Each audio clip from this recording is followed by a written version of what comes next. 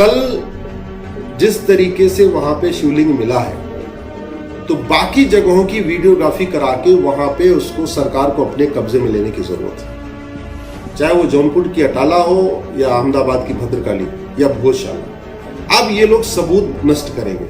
नमस्कार दोस्तों, रंग दे बसंती देखना शुरू कर चुके हैं आप। मैं हूं राजीव चौधरी। वाराणसी के ज्ञानवापी ढांचे का निरीक्षण वैसे तो लगभग पूरा हो गया। अब बताया जा रहा है कि परिसर में शिवलिंग भी मिला। इसके बाद स्थानीय अदालत ने उस स्थान को तत्काल सील करने का आदेश भी कल ही दे दिया था। अब यहाँ से आगे की सुनवाई कानून के अधीन चालू रहेगी। हालांकि ढांचे वाले आज सुप्रीम कोर्ट में पहुंच गए हैं, वो भी 1991 में बने कानून उपासना स्थल विशेष उपबंध अधिनियम 1991 का हवाला लेकर। अब ये कहा जा रहा है कि इस केस की सुनवाई में ये कानून बहुत बड़ा आधार बन सकता है। हालांकि अयोध्या मामले में इस कानून को दूर रखा गया था। दरअसल उपासना स्थल अधिनियम देश के पूर्व प्रधानमंत्री पीवी नरसिम्हा राव की कांग्रेस सरकार के समय में बनाया गया एक कानून था। इस कानून के अनुसार 15 अगस्त 1947 से पहले मौजूद किसी भी धर्म के उपासना स्थल को किसी दूसरे धर्म के उपासना स्थल में नहीं बदला जा सकता। अगर कोई ऐसा करने की कोशिश करता है तो उसे जेल भी हो सकती है। मतलब 15 अगस्त 1947 को जो जहां था उसे वहीं का माना जाएगा। अब क्यास लगाए जा रहे हैं कि केंद्र सरकार इस अधिनियम में बदलाव भी कर सकती है। फिर ऐसे में सवाल ये बन जाता है, कानून क्या है और क्या ये कानून बदला जाएगा? ये जानना हम सभी के लिए बहुत जरूरी है, क्योंकि कई बार जब हम ऐसे मुद्दों पर किसी के साथ बहस या बातचीत करते हैं तो हमारे पास सभी तथ्य और तर्क जरूर होने चाहिए। तो इस बारे में हमारे दर्शकों को विस्तार से बता रहे हैं सुप्रीम कोर्ट के वरिष्ठ अधिवक्ता अश्वनी उपाध्याय जी कि वहां मस्जिद का ढांचा रहेगा या फिर वो हटेगा। साथियों, आप सबको बधाई। ज्ञानवापी में बाबा मिल गए, बाबा की खोज हुई और बाबा अपने आप आ गए। बहुत प्रयास नहीं करना पड़ा और बाबा ने खुद ही बताया मैं कहां पे हूं। लेकिन जरा आप उस जाहिल मानसिकता को देखिए, जहां पे हाथ पैर धोया जाता है, जिस पानी से, जिस पानी में कुल्ला किया जाता है, बाबा को वहां दबा के रखा गया था। कैसी घटिया मानसिकता है। और उसके बावजूद सेकुलर लिबरल गैंग एक कानून की दुहाई दे रहा है, प्लेसेस ऑफ वर्शिप एक्ट, पूजा स्थल कानून। मेरे हाथ में यह पूजा स्थल कानून है। इसी कानून की दुहाई ओवैसी भी दे रहे हैं, चिदंबरम भी दे रहे हैं, बाकी सारे नेता दे रहे हैं। ये 3 पन्ने का कानून है, आपके हाथ में दिख रहा होगा, 1, 2 और 3 पन्ने का कानून है। कुल इसमें 8 धाराएं हैं। 1991 में 1991 में इसको बनाया था कांग्रेस की सरकार ने, नरसिम्हा राव उसमें प्राइम मिनिस्टर थे। यह कानून यह कहता है कि 15 अगस्त 1947 को, यानी जिस दिन देश आजाद हुआ, उस दिन जो धार्मिक स्थान थे उनका जो स्वरूप था वो कायम रहेगा, वो यथावत रहेगा। और अगर उसके खिलाफ स्थिति को बदलने के लिए कोई मुकदमा गया होगा तो वो खत्म हो जाएगा। तो सबसे पहले तो जैसा इसका नाम है पूजा स्थल कानून, तो पूजा स्थल कहते किसको, इसको समझते हैं। पूजा स्थल उसको कहते हैं, प्लेसेस ऑफ वर्शिप एक्ट उसको कहते हैं, प्लेसेस ऑफ वर्शिप उसको कहते हैं जो विधि विधान के अनुसार बनाया गया हो। इसको बहुत ध्यान से समझिए। पूजा स्थल उसको कहते हैं, places of worship act, places of worship उसको कहते हैं जो विधि विधान के अनुसार, नियम के अनुसार बनाया गया हो। यानी अगर वो मंदिर है तो पूजा स्थल तब कहलाएगा जब वो हिंदू नियम के अनुसार बनाया गया हो। अगर वो मस्जिद है तो पूजा स्थल तब कहलाएगा जब वो इस्लामिक लॉ के अनुसार बनाया गया हो। अगर वो बौद्ध का स्तूप है तो वो पूजा प्लेसेस ऑफ वर्शिप तब कहलाएगा जो बौद्ध के नियम है उनके अनुसार बनाया हो। अगर वो जैन मंदिर है या गुरुद्वारा है तो प्लेसेस ऑफ वर्शिप तब कहलाएगा जब वो सिख नियम के अनुसार या जैन नियम के अनुसार बनाया गया हो। तो बात करते हैं अब ज्ञानवापी की, कि क्या ज्ञानवापी एक पूजा स्थल है, मस्जिद है, जैसा मुस्लिम पक्ष का कहना है। पहले उन्हीं की बात कर लेते हैं। तो अगर वो मस्जिद है जैसा वो कह रहे हैं, तो उनको सिद्ध करना पड़ेगा कि ये इस्लामिक लॉ के अनुसार बना है। इस्लामिक लॉ क्या कहता है? इस्लामिक लॉ ये कहता है कि किसी भी दूसरे के धार्मिक स्थान पर मस्जिद नहीं बनाई जा सकती। ये पहला इस्लामिक लॉ है। ये जजमेंट है, सुप्रीम कोर्ट का जजमेंट है, हाई कोर्ट का जजमेंट है कि किसी दूसरे के धार्मिक स्थान पर आप मस्जिद नहीं बना सकते। अगर आप उसको मस्जिद बनाएंगे तो उसको मस्जिद नहीं माना जा सकता, यानी वो प्लेसेस ऑफ वर्शिप हुआ ही नहीं। हिंदू लॉ क्या कहता है? एक बार मूर्ति की प्राण प्रतिष्ठा हो गई, ध्यान से समझिए, ढांचा बना कि नहीं बना, नींव खुदी कि नहीं खुदी मंदिर की, मंदिर का स्ट्रक्चर बने या ना बने, उससे कोई फर्क नहीं पड़ता। किसी स्थान पर एक बार मूर्ति की प्राण प्रतिष्ठा हो गई, वो हनुमान जी की प्राण प्रतिष्ठा हो जाए, शंकर जी की हो, देवी जी की हो, किस विष्णु जी की हो, भगवान राम की हो, भगवान कृष्ण की हो, किसी की भी हो, हिंदू लॉ के अनुसार, और जजमेंट है इसके ऊपर हाई कोर्ट सुप्रीम कोर्ट के, एक बार वहां पे अगर मूर्ति की प्राण प्रतिष्ठा हो गई तो वो तब तक मंदिर ही कहलाएगा जब तक कि वापस वहां विसर्जन की क्रिया नहीं होगी। तो ज्ञानवापी, जो नाम से ही ज्ञान का भंडार, ज्ञानवापी शब्द कभी कोई उर्दू शब्द है नहीं, फारसी शब्द है नहीं, तो इसलिए वो मतलब वो तो चेंज ही नहीं हो सकता। तो ज्ञानवापी जहां पे की प्राण प्रतिष्ठा हुई महादेव की, भोलेनाथ की, उसके बाद वहां उनको विसर्जित तो किया नहीं गया। अब जब विसर्जित नहीं किया, आप वहां गुंबद बदल दीजिए, दीवार तोड़ दीजिए, नींव की एक एक ईंट उखाड़ दीजिए, लेकिन वो मंदिर ही कहलाएगा। क्यों? क्योंकि वहां पे विसर्जन की पूजा नहीं हुई, प्राण प्रतिष्ठा हुई। जब तक वहां से विसर्जन की पूजा नहीं होगी विधि विधान के अनुसार, हिंदू रीति के अनुसार, तब तक वो मंदिर ही कहलाएगा। इस्लामिक लॉ क्या कहता है? आप वहीं पे मस्जिद बना सकते हैं जो वर्जिन हो, यानी वहां पे और कोई निर्माण ना हो, और वो जमीन खरीदी गई हो पैसे से, मुफ्त में भी नहीं, फ्री में भी नहीं। ये इस्लामिक लॉ कहता है। सड़क पे नमाज होती है तो क्या वो मस्जिद हो जाती है? रेलवे स्टेशन पे नमाज पढ़ी जाती है तो क्या वो जो प्लेटफॉर्म है वो मस्जिद बन जाता है? नहीं। आपके एयरपोर्ट पर नमाज पढ़ी जाती है तो क्या एयरपोर्ट मस्जिद बन जाता है? नहीं। तो ये दो अंतर हमें समझना पड़ेगा। मंदिर तब तक मंदिर है जब तक वहां मूर्ति का विसर्जन न हो, और मस्जिद, नमाज पढ़ने से कोई स्थान मस्जिद नहीं हो जाता, यह हमें समझना पड़ेगा। फिर आती है बात एक कानून की, जो 1991 का कानून है, जिसे घटिया कानून मैं कहता हूं, बहुत घटिया कानून है। यह कानून मैंने सुप्रीम कोर्ट में चैलेंज किया है। तो पहली बात तो आपको मैंने मंदिर और मस्जिद का जो हिंदू लॉ बता दिया, इस्लामिक लॉ। अब आते हैं इस कानून की बात। यह कानून महाघटिया क्यों है, इसको समझिए। यह कानून यह कहता है कि जो मुकदमे चल रहे होंगे वो भी स्वतः खत्म हो जाएंगे। इसका मतलब ये कानून कोर्ट का दरवाजा बंद करता है, और judicial review basic structure of constitution है। हमारे कॉन्स्टिट्यूशन का बेसिक स्ट्रक्चर है जुडिशियल रिव्यू। क्योंकि अगर हमारे देश में किसी विवाद का समाधान कोर्ट के जरिए नहीं होगा, फिर तो यहां भीड़ तंत्र हावी हो जाएगा। अगर कोर्ट का दरवाजा बंद हो गया, कोर्ट के जरिए किसी विवाद का समाधान नहीं होगा, फिर तो यहां भीड़ तंत्र होगा। मतलब जिसकी जितनी संख्या भारी उसकी उतनी हिस्सेदारी।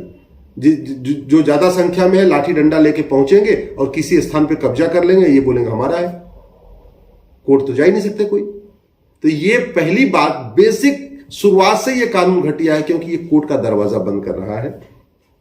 दूसरा, ये कानून बनाने की पावर पार्लियामेंट के पास है नहीं। ये बहुत महत्वपूर्ण बात बता रहा हूं आपको। ये कानून बनाया गया ये कह के कि इससे हम पब्लिक ऑर्डर मेंटेन करेंगे। अगर ये कानून नहीं बना तो पब्लिक ऑर्डर डिस्टर्ब हो जाएगा, इसलिए पब्लिक ऑर्डर मेंटेन करने के लिए हम कानून बना रहे हैं।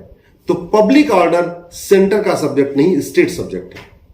पहली चीज, पब्लिक ऑर्डर संविधान में हमारे काम का बंटवारा है। एक यूनियन लिस्ट है कि इस विषय पे केंद्र कानून बना सकता है, कि स्टेट लिस्ट है कि भाई इन विषयों पे राज्य कानून बना सकता है। एक तीसरी कॉन्करेंट लिस्ट है कि भाई जो जो उसमें लिस्ट मैटर दिए हैं उस पर दोनों कानून बना सकते हैं। तो पब्लिक ऑर्डर स्टेट सब्जेक्ट है, यूनियन का सब्जेक्ट है ही नहीं है, इसलिए पब्लिक ऑर्डर की आड़ में केंद्र कानून नहीं बना सकता। दूसरा, पिलग्रिमेज। संविधान में यह लिखा है जो धार्मिक स्थान विदेशों में है,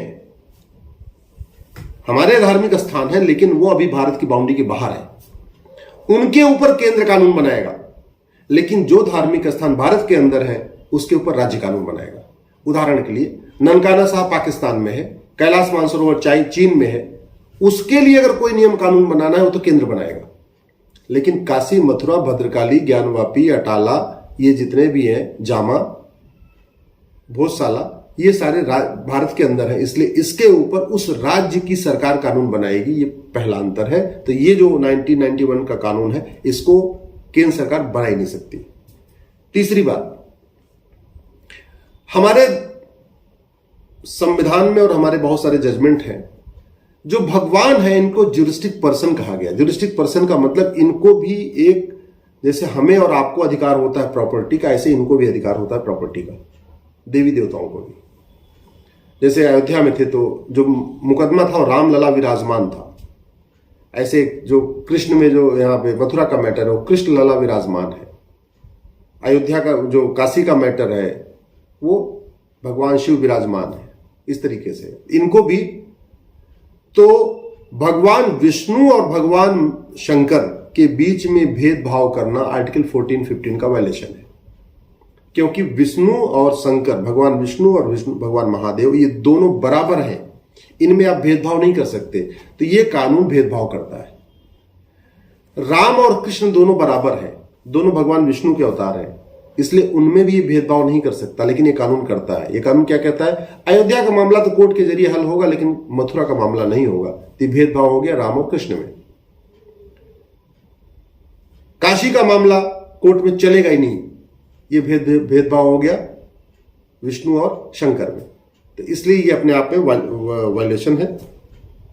फिर सबसे इंपॉर्टेंट ये है, आर्टिकल 25 में हम सबको अपना धार्मिक अधिकार है, अपने धार्मिक रीति रिवाज के अनुसार अपने धर्म का पालन करना, ये हमारा फंडामेंटल राइट है। तो ये कानून हमारे आर्टिकल 25 में जो राइट टू रिलीजन है उसको वायलेट कर रहा है। हमें ज्ञानवापी में प्रतिदिन पूजा अर्चना करने, प्रतिदिन जलाभिषेक करने, वहां जाके महामृत्युंजय का जप करने, वहां ओम नमः शिवाय करने, वहां पे अपना घंटा घड़ियाल बजाने, वहां माला फूल चढ़ाने से हमें रोक रहा है। इसलिए 1991 का जो कानून है ये उसका वायलेशन करता है, आर्टिकल 25 का।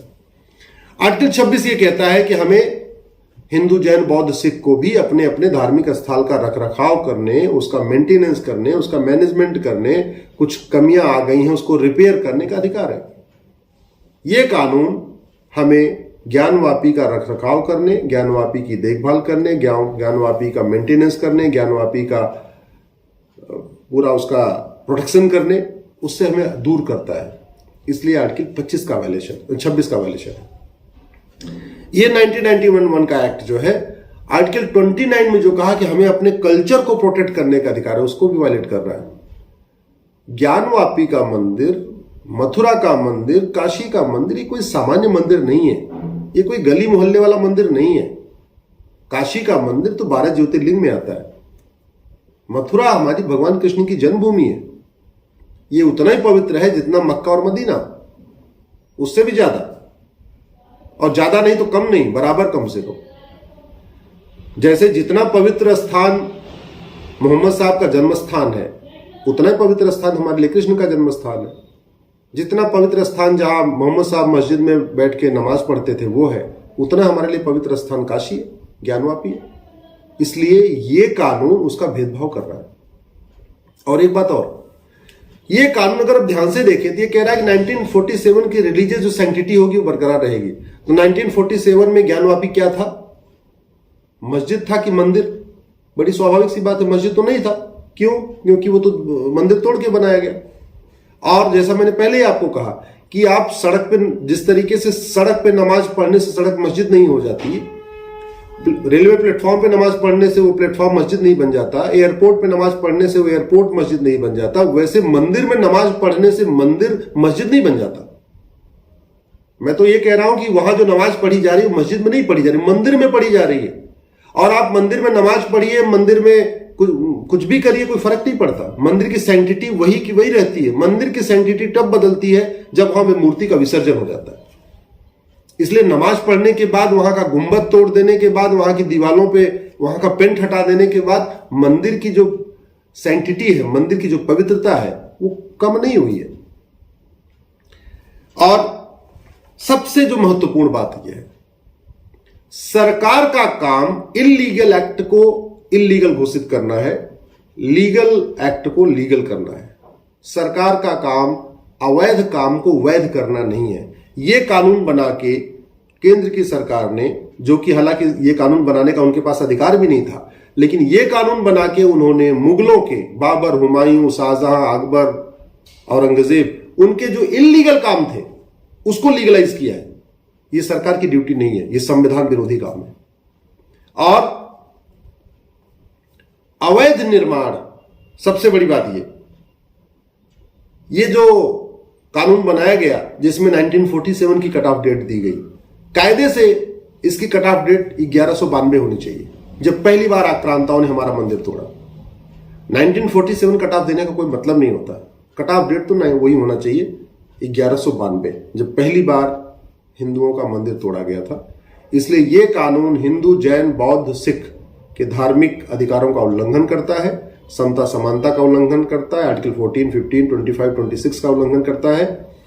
और पहली बात, कोर्ट के दरवाजे बंद करता है, जुडिशियल रिव्यू को समाप्त करता है, जो बेसिक स्ट्रक्चर है कॉन्स्टिट्यूशन का। इसलिए कानून खत्म होगा, 100% खत्म होगा। जब भी सुप्रीम कोर्ट में बहस होगी ये खत्म होगा।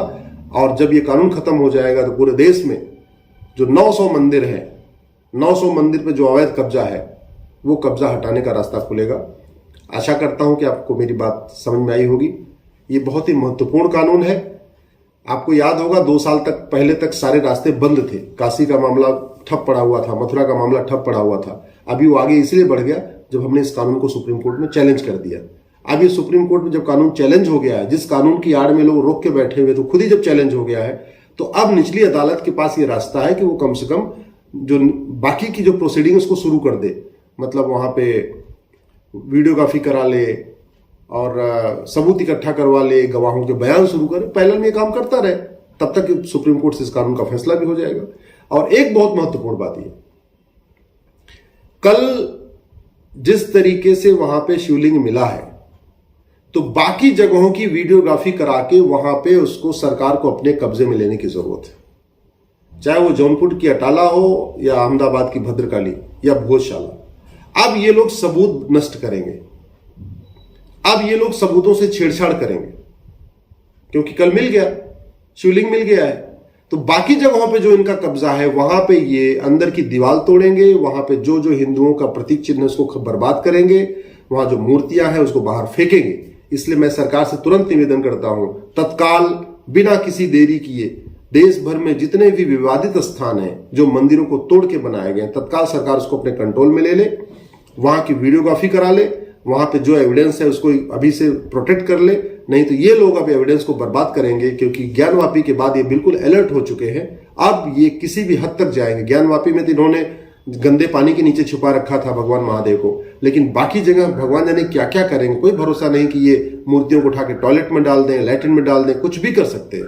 वहां पे जो अंदर जो निशान होंगे उसको तोड़ देंगे, वहां पे नया प्लास्टर करवा देंगे, कुछ भी करेंगे। इसलिए बहुत जरूरत यह है कि पूरे देश भर में जहां भी डिस्प्यूटेड साइट्स हैं उनको तत्काल सरकार अपने कंट्रोल में ले, वहां जो राज्य सरकारें अपने कंट्रोल में ले ले, और लेने के बाद वहां की वीडियोग्राफी करा के जो वहां पे एविडेंस है, जो सबूत है, उनको प्रोटेक्ट कर ले। नहीं तो बाद में कोई सबूत मिलेगा नहीं। आपने ये वीडियो आपको अच्छा लगा हो, इस वीडियो को कम से कम 10 लोगों को जरूर फॉरवर्ड करिएगा, सारे व्हाट्सएप ग्रुप में डालिएगा, अपने फेसबुक पे डालिएगा, अपने सांसदों और विधायकों को टैग करके जरूर ट्वीट करिएगा। जय हिंद, जय भारत। साथ में घंटी वाला चिन्ह भी दबा देंगे ताकि अगली वीडियोज के नोटिफिकेशन आप तक आते रहे। जय हिंद, जय भारत, वंदे मातरम, जय बाबा विश्वनाथ।